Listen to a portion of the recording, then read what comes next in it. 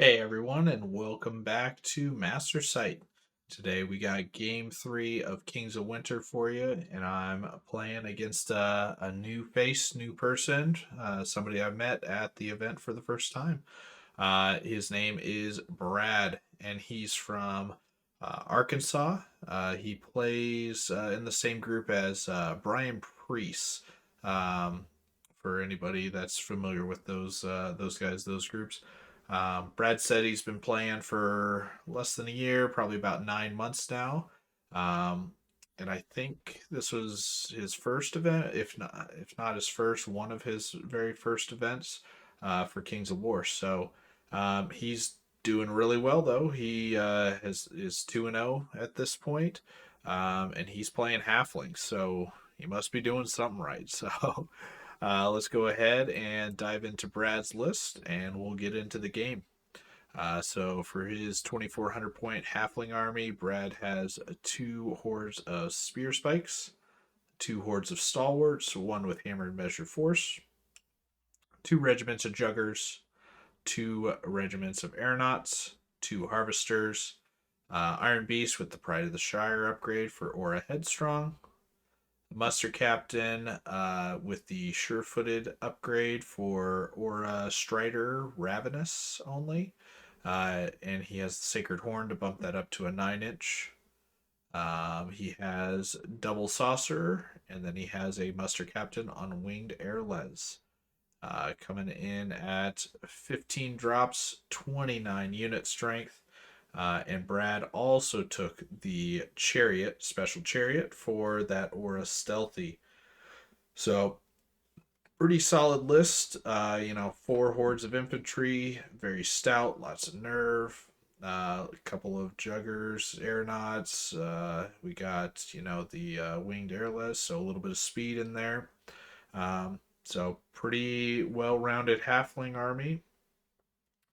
Not much of any shooting, although the one thing he has shooting is the Iron Beast, and well, that thing it can shoot. So we'll dive in the game here and get some more details. So here is Brad. He is, I believe he said he was a school teacher, and he said that is the reason why his hair is the color that it is. It was an incentive for his students. So not sure exactly what they did or accomplished to get him to dye his hair that color, but uh, you know, good for him. He got him to do something right. So let's go ahead and take a look at the table. We are playing the new Stockpile scenario in this go round. So this is after I have scouted already. You can see Ember Sprites up towards the center and on the left here. Terrain wise, we have the two forests on the left hand side, a hill over here in the middle with an obstacle on top of it.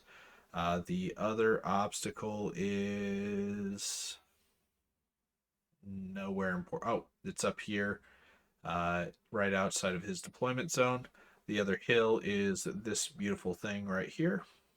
We have two impassables diagonally across the center here. So this side is tough to get to the center three tokens. So you'll see that's why I focused a lot on the outside portions with my stuff. And then the flat difficult is in his deployment and out on the right. So, yeah. Brad did choose sides, and his deployment over here, he has juggers with the winged airles, spears, and aeronauts. He then has a very tight center formation, um, which is very even. He has the harvester, stalwarts, Iron Beast in the center, backed up by the chariots with stealthy, stalwarts, uh, harvester, and then behind each of the stalwarts in the middle is both of his sorcerers. Oh, and the sure-footed captain's back here too, behind the Iron Beast for that Strider aura. He then has spears, juggers, and the last aeronauts out on the right. So very symmetrical. Yeah. My deployment, I went with Skylord out on the far left. My Ember Sprites that obviously scouted through. Uh, Horde of Fire Elementals. Ceremonial Guard, Greater Fire out here. I have the Phoenix and the Mage Priest. I then have the um, Frost Monster, who is facing forward. Again, the club and whatnot sometimes is difficult. I've already scouted, but you can see I put these guys actually on the front line. I have the Ancients angled, Ancients on Rhinosaurs, Rakaz, and both of the um, what's it called? What are they called? Scorch Wings out here on the right.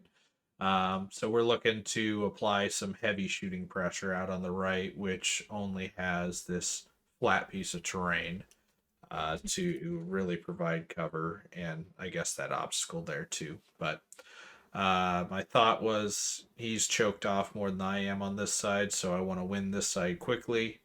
And then on the left hand side, I can definitely get enveloped, so I don't want to push up too far or too aggressively, but I want to contest and at least make him work for the 5 tokens out here.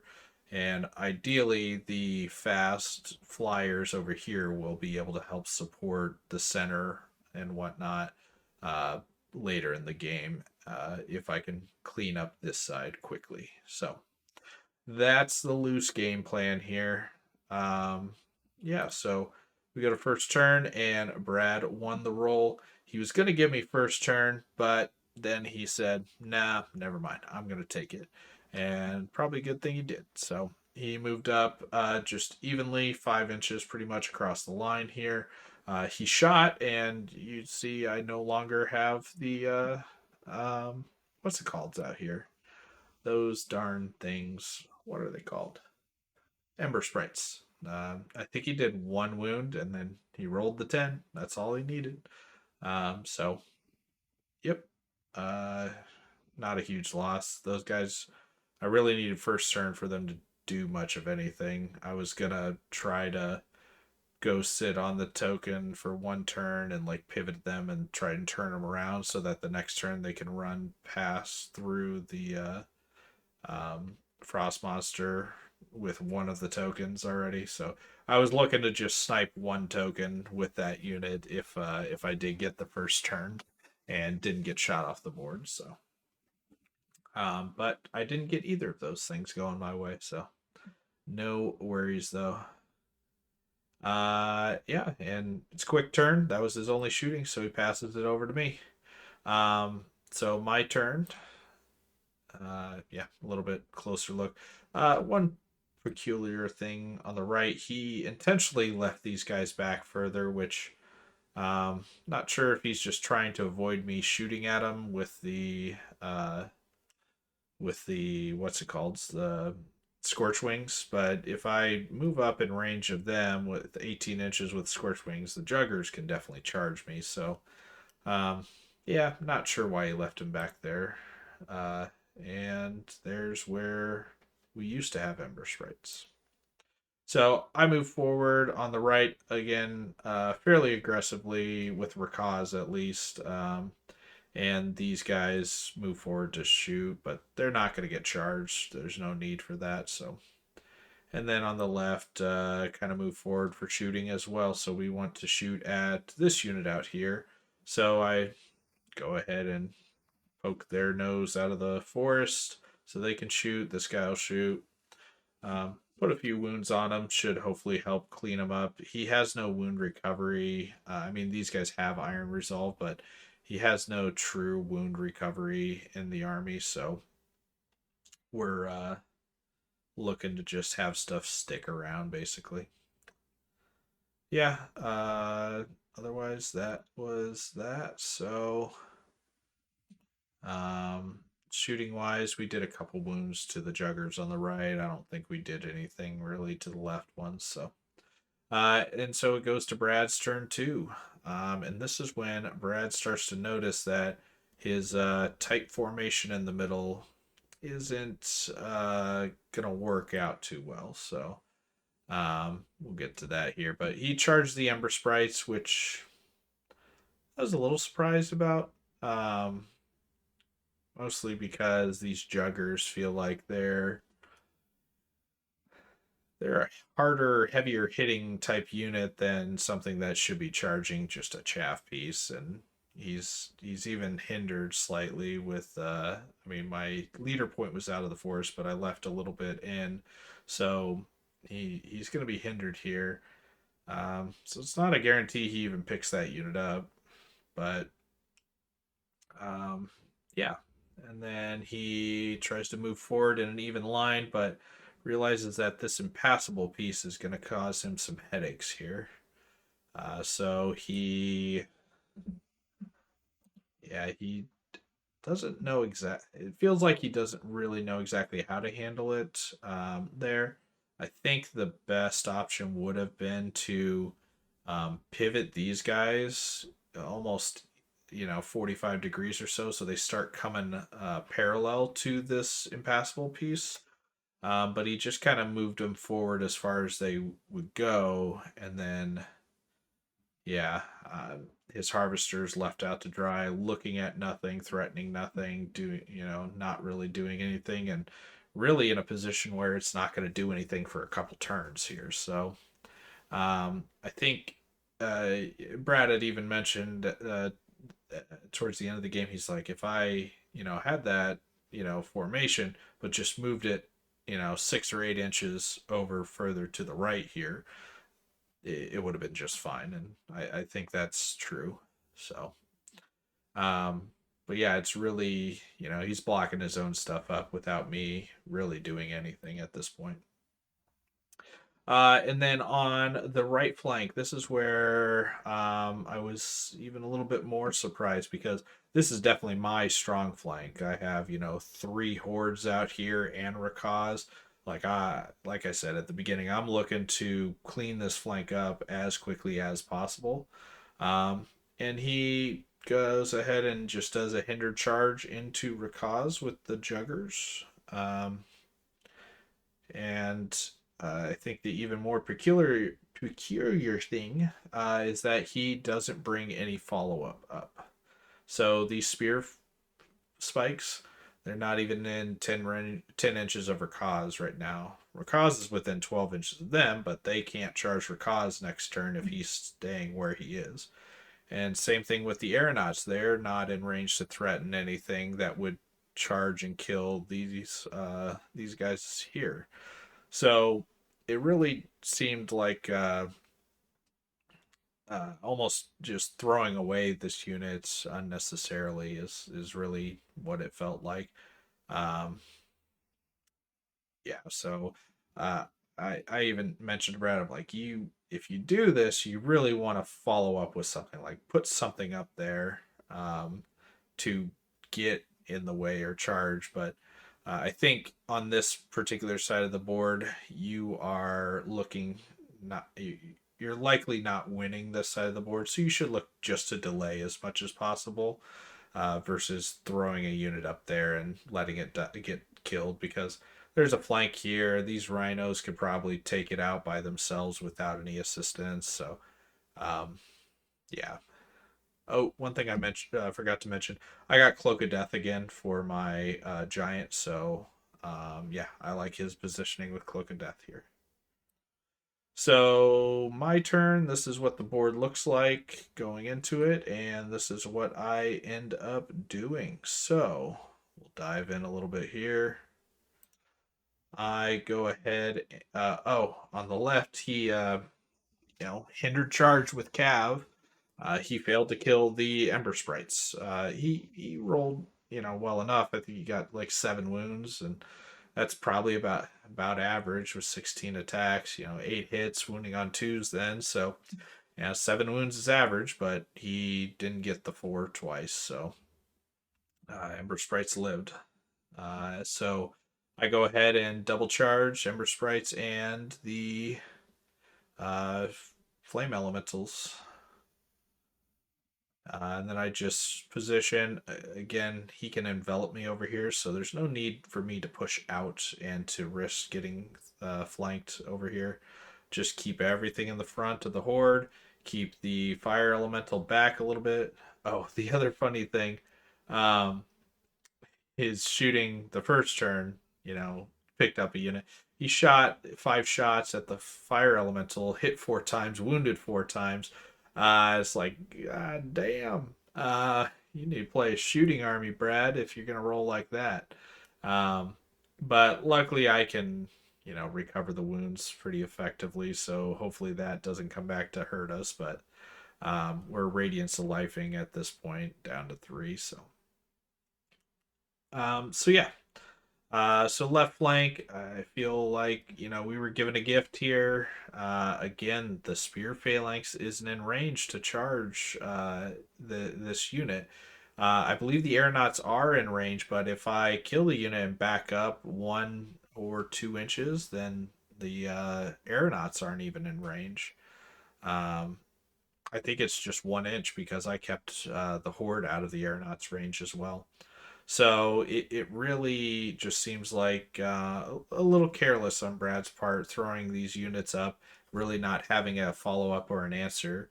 Because this side of the board is one that he definitely should have pushed an advantage quickly on if he could have. So on the right, Rakaz being nimble and big boy as he is, without even withdrawing, he just turns, gets a charge into the spear phalanx here. He only took a couple wounds from the, 2 or 3 wounds probably, I think it was, from the unit. So he can tank both of these units here and um, really put Brad on the back foot. One of my hordes was able to move up in position to shoot at the aeronauts. The other one took the flank, and the rhinos took the front. So that's a dead jugger unit. No inspiring there, so that should be a guaranteed. And then we're just making the wall in the middle here, not letting him. Um, I mean, just it's tough. An ensnare monster, an inspiring defense 6-17 unit. Like it's just going to be tough for him to break through that, and I just need to buy time for this right flank to work out. So on the left we kill, we back up 3 inches. He also had picked up a token, so I took that token. Now, yeah, and then reformed accordingly over here. We shot what little shooting we have right now into something. It's minuscule shooting at this point, but we do kill this horde. We sidestep with the rhinos. We reform here, and we did a couple wounds to the balloons, and we did 5 wounds with Rakaz. So, which isn't bad when he's hindered. So, yeah, pretty happy with that. Picked up a couple key units. We have these tokens completely in our control now. We'll start picking them up here soon enough. We'll just worry about killing the stuff first. So going into top of 3, this is how it looks, and this is what Brad ends up doing. So we'll dive into it here. So now he pushes forward a little bit more aggressively. So this is what I think he needed to do on his last turn, but he's coming in now, so the spears are coming out. Between the shooting first 2 turns, they were really one of my only targets for some of these things. They're up to 7 wounds, so like that. He, this is the Hammer Measured Force unit, and he had the Aura Strider, so both these guys are coming in without being hindered. So nothing wrong with that really here. The one thing I would say is that this fire elemental is right there and it's unaccounted for, so it's definitely able to hit a flank over here. It can't it's in the front right now, so it needs to be surged into the flank, but That's easy enough. And then the other thing is the harvester coming up here. One, I could do a surge flank, but the Skylord actually just has a straight up flank. So we've positioned ourselves in such a way that we will have counter charges when he comes in, but this is still a pretty solid line. He has a backup unit that can come over, which um, unfortunately, because of him not positioning the best last turn, it left him with very limited movement options this turn. So I would say just kind of plan ahead if you're going to run forward into impassable pieces, especially with units like this that are longer than they are deeper. Just take the pivots earlier and sacrifice some of the movement earlier on in order to get clear of them. So on the right, he countercharges there, and he elects to leave the balloons back right now. I believe maybe, yeah, that's what he does. So, um, not sure exactly why. I think they could have fit, but he kept him out of combat for now. Um, yeah, for whatever reason, I'm not sure what Brad's plan was there. But he does come in, double charges here, one on each unit just to make sure I'm not getting any flank charges going this way. So none of my stuff broke. I shouldn't say none of my stuff. The Ember Sprites over here that were already almost devastated died to the Wing Airles. But Brad did something a little peculiar there. He tried to overrun to get past everything, which an overrun. I mean, I only have one surge caster, so I would have had to choose: do I surge flank here or do I surge these guys? But he didn't run out of my front arc, so I don't have to surge this unit over here. So, yeah. Otherwise, everything else held up here, held there.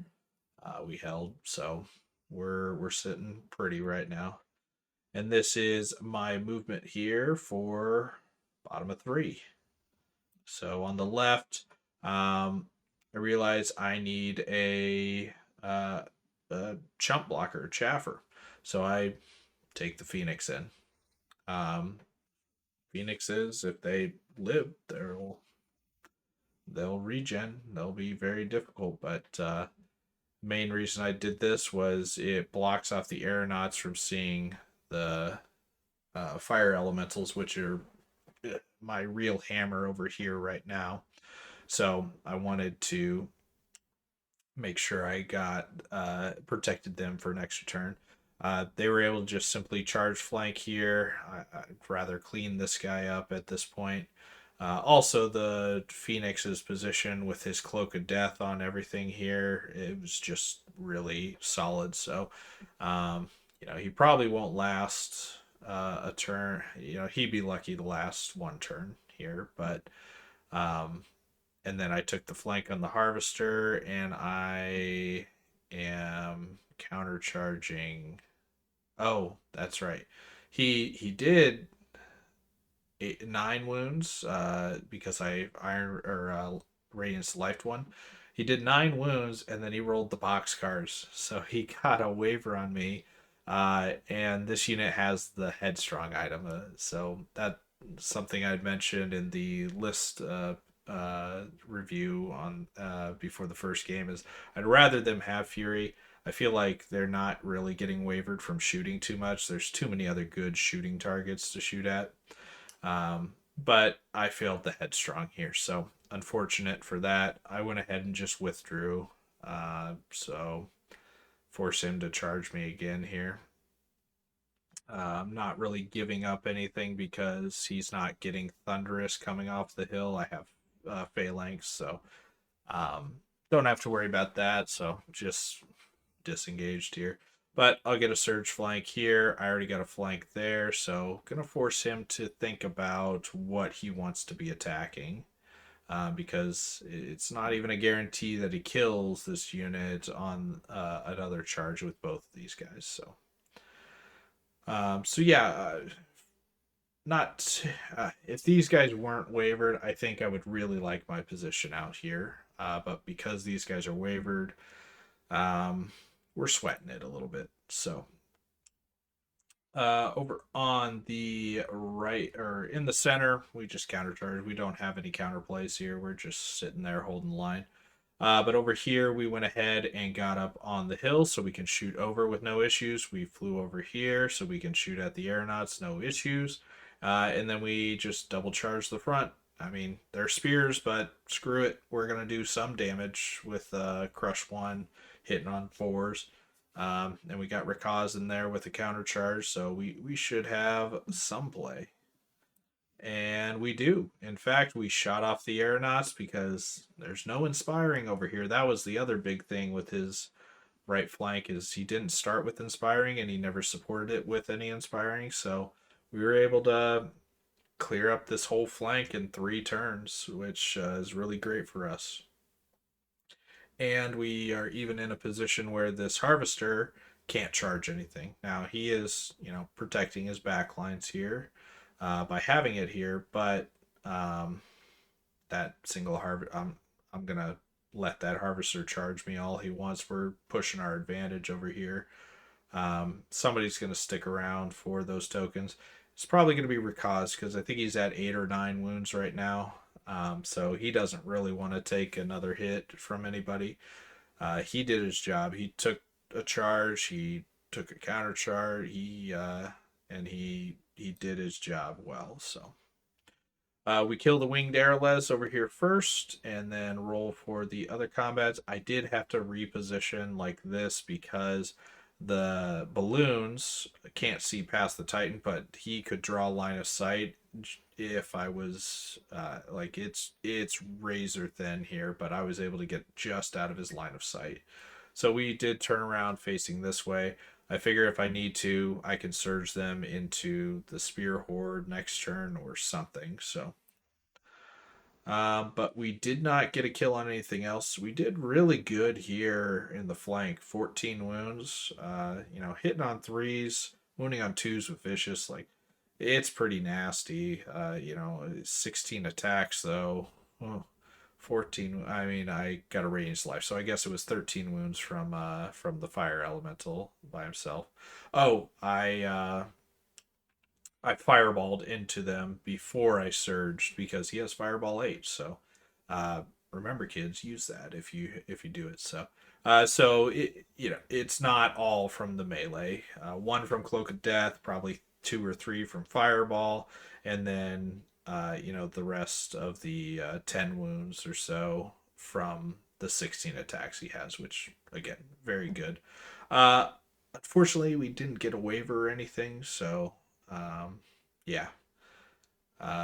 We stuck around here. Cloak of Death is what's doing work, or will be doing work here, is just sit there and grind. So anyway, this is what it looks like at the end of my turn 3. So we're going over to Brad and his turn 4, and he no real surprises here. So this time he does double charge, unlike on the right hand side. So he brings the balloons in, he hits with the spears. That Phoenix is not long for this world. He went ahead and double charged straight forward because my flank attack, I think I did 1 wound. I think I had 1 hit out of 8 attacks. So that's where my dice flubbed a bit, but he wants to kill this ceremonial guard unit. And then he's just holding the line out here, moving forward. He wasn't quite able to get in range to pick up the tokens because, again, his unit was looking and going to run into the terrain. So, he just really needed to take his time, a couple turns ago with the positioning to get them so they could be on these tokens by now and start picking them up. So I didn't take pictures, but he killed the horde. He killed the Phoenix on the left. That was about it, and he repositioned. So this is movement after my turn 4. I went ahead and just pivoted, moved forward. I did drop the token so that they can get surged.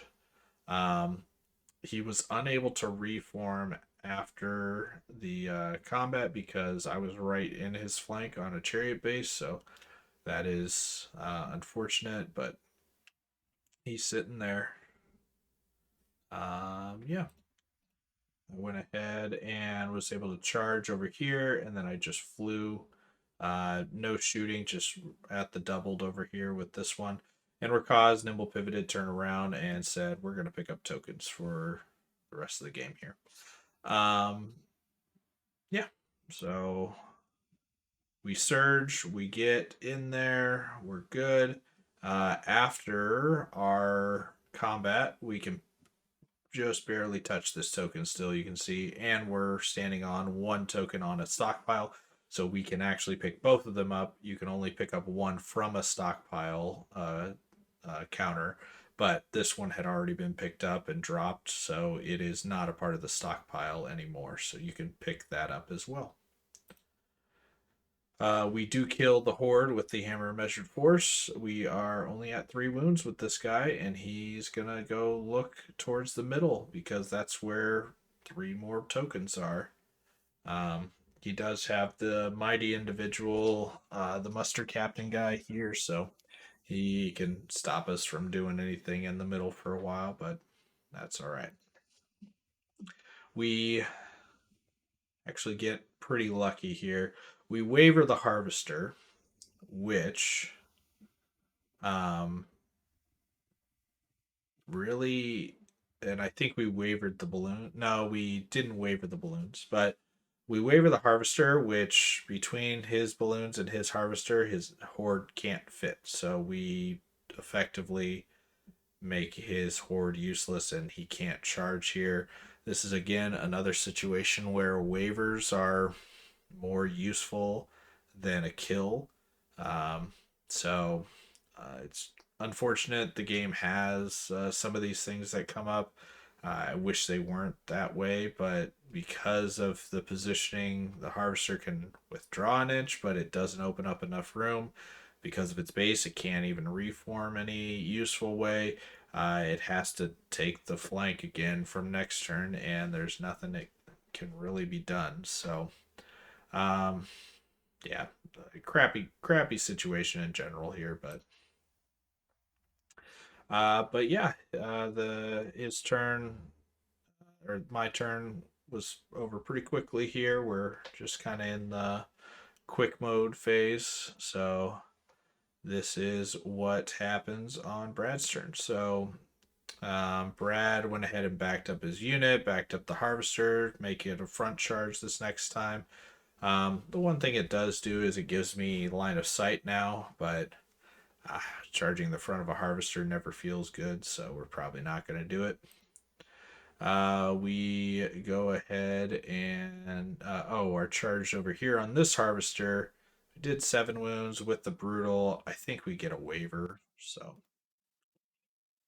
in the center, he spikes a big roll here on Brad's turn, and he picks up my ancients, which I was not expecting. I think they were at like 3 or 4 wounds over like 2 rounds of combat. They had used their healing brew, so they regained a couple wounds from that. But yeah, that was he like spiked a 6 or 7 wound turn and a big nerve test or two, and so yeah, it yeah, uh, not a unit I wanted to lose. So anyway, so Brad's turn was pretty quick. He unfortunately rolled pretty bad for the balloons on the left, so those fire elementals are going to be back in it. So anyway, because he killed the ancients, I went ahead and backed off. I don't want to get flanked by this thing, and I reliably had little chance to kill the balloon. So the chariot. So I went ahead and backed off, and then I was just gonna take shooting at it. So yeah, it's stealthy, but I have much better shots at killing it with the shooting. So um, this is movement. So over here, we just counter charge. went ahead and moved my general over here, or Skylord, in a position he can shoot over top at the balloon as well. This guy moved up, touching the obstacle, so we can shoot a fireball into the flank of this harvester. With defense 4 in the flank, so we should be lucky there. And then we countercharge the muster captain there, and countercharged up here. Yeah. So we did get lucky enough. We killed the harvester with the fireball. We kill the chariot with the rest of the shooting and cloak of death that we had. We kill the harvester up there and overrun to that position. And so this is top of 5, I believe it is.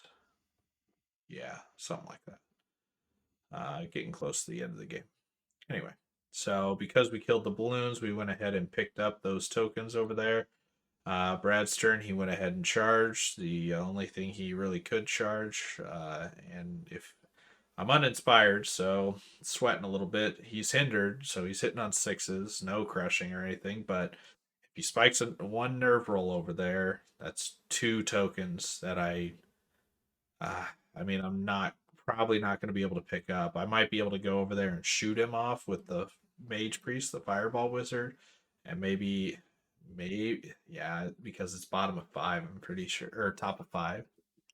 Um, yeah, I was puckering. I knew there's a possibility over here that I'm losing these tokens if he gets lucky. Um, so don't like to be put in that situation, but feel like it's the only real play I had over here. I wasn't really expecting to have won this side and have this much left without me breaking through in the center or coming around the backside up to this point. So uh, take what I got here. I already have the 2 tokens on the right. So Brad charges into the monster, which has 1 wound on it because turns out ensnare and defense 5 is a pretty good combination, and it's tough to hurt our guy. So this is what it looks like after Brad's turn, and yeah, he unfortunately wasn't able to break anything this turn. So my turn, and this is what we look like. So we'll go into detail here. So we stayed alive. We're countercharging. These guys are already at 9 wounds, unsupported, uninspired. Hopefully we pick these guys up. At the very least, I'm expecting we waver and then we kill them the next turn. So I feel confident now out on the left. We already got the muster captain up to 6 wounds, so I'm hoping we break through this turn, and then we have the possibility of getting into these guys on the final turn, who have picked up 2 of the 3 middle tokens at this point. And in the center, countercharged with the giant and took a flank charge here with the Scorch Wings. So Cloak of Death has been adding it up, and the ancients put a couple wounds over here. So this bad boy's up to 9 wounds, but he is rallied from these sorcerers who have for most of the game just been sitting on rally buffs. So and then move the ancients up. So ancients on Rhinosaurs are 10.5 inches away. He has to drop the tokens if he wants to pop a wild charge aura and charge me, which I don't think he wants to do.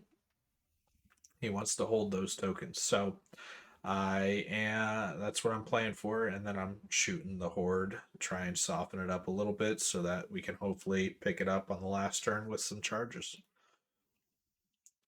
We do kill the horde on the left, have our tokens, and just overrun so that we can get a little closer to our other units. We kill the muster captain, overrun, so it's looking pretty good. We kill the iron beast as well and reform. So we are looking solid here. There is only 1 scoring unit left and 2 sorcerers to support it. And Brad, on his turn, decides, well, top of turn 6, if I drop the tokens and charge, does nothing for me. I can't see anything else. He says he's just going to pick up the last token and sit there with some rally bubbles going. So what do? I say, well, I'll just charge everything I can at you just because it's a fun picture.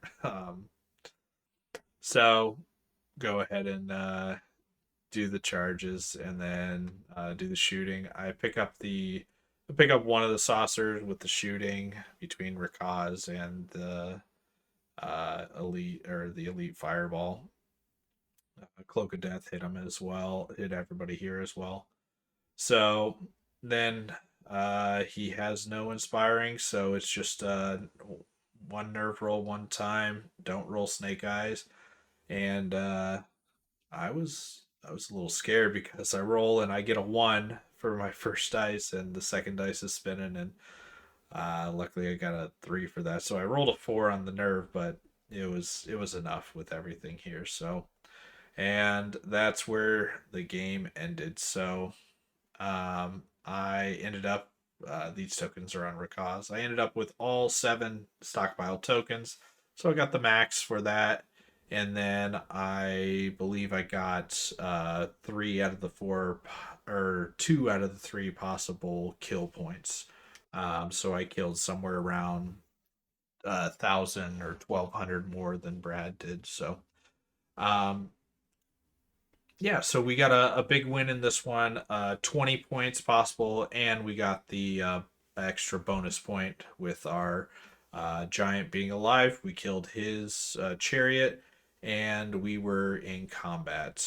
So, um, very happy. Got to finish off the day with a 21-point victory. Um, all in all, I think that Brad, just positioning wise, deployment wise, if those changes we discussed were adjusted, the terrain really kind of bottlenecked him, screwed him up a little bit with his normal deployment line. Another big thing is, in general, he was right up against his own units. You want a little bit of space in between your units, nothing too much, half an inch. More advanced players probably look closer towards an inch between each unit, um, because that just really opens up the ability to pivot and position, and not really be locked into a certain order of operations. So, just a couple helpful tips for newer players and whatnot. That sometimes a battle line requires a little space in between the units. So, but overall, great game. Brad was a lot of fun to hang out with, and we went and watched the Chiefs game after this. And as you can see, he has a Chiefs jersey, so we were all very happy by the end of the night. So, um, really great meeting you, Brad, and had a lot of fun. Would play anytime. And yeah, so that's all I got for this one. We'll see how day 2 goes at Kings of Winter GT now that we're 2 fairly big wins and a decent draw. We are sitting pretty good and have a pretty good idea of who we're going to be playing in round 4, but I'll save that for game 4. So we'll see you guys on the next video. Thanks for watching.